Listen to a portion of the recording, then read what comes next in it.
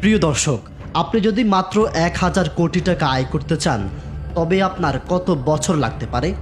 যে টাকায় আপনার হবে রিসোর্ট, ব্যবসা প্রতিষ্ঠান, রাজধানীর অভিজাত এলাকায় দামি ফ্ল্যাট, বাড়ি, ঢাকার অদূরে বিঘার পর বিঘা জমি, রাজধানীর ৫ তারকা হোটেলে শেয়ার কিংবা কানাডার বেগমপাড়ায় বাড়ি।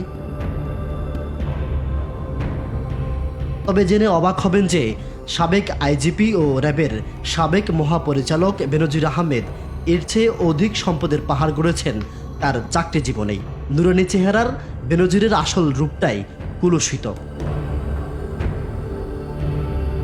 দর্শক, এবার চলুন বেনজিরের অবৈধ সাম্রাজ্যের ফিরিস্তি জেনে আসি। দেশের গুরুত্বপূর্ণ দায়িত্ব পালনের সময় স্ত্রী দিশান মির্জা, ২ মেয়ে ফারহিন, রিক্তা বিনতে বেনজির ও তাহসিন রাইসা বিনতে বেনজিরের নামে গড়ে তুলেছেন বিশাল সাম্রাজ্য। ঢাকা মেট্রোপলিটন পুলিশ কমিশনারের দায়িত্ব পেয়েই যেন আলাদিনের চেরাগ হাতে পেয়েছেন তিনি।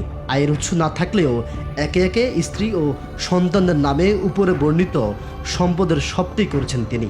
বেনজিরের স্ত্রী সন্তানদের নামে গড়া ৬টি কোম্পানির ৫টি নিজ জেলা গোপালগঞ্জে।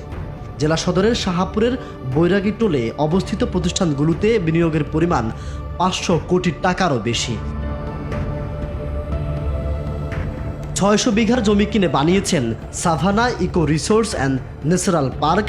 পার্কের চারপাশে আরও গড়েছেন ৮০০ বিঘা জমি, যার প্রতি বিঘা কিনতে ব্যয় হয়েছে ৩ থেকে ৮ লাখ টাকা। তবে অভিযোগ রয়েছে, ভয় ভীতি দেখিয়ে এসব জমি বিক্রি করতে মালিকদের বাধ্য করেছেন বেনজির। রাজধানী লাগোয়া পূর্বাঞ্চলে বেনজিরের আরও রয়েছে ৪০ কাঠার সুবিশাল জায়গা জুড়ে ডুপ্লেক্স বাড়ি, যার বাজার মূল্য কমপক্ষে ৪৫ কোটি টাকা।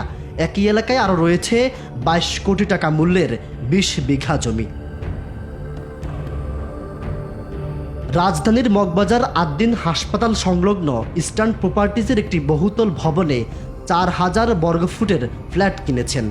গুলশানের র্যাংকং আইকন টাওয়ার রয়েছে ৮,৬০০ বর্গফুটের ডুপ্লেক্স অ্যাপার্টমেন্ট, যার বাজার মূল্য ১৭ কোটি ২০ লাখ টাকা।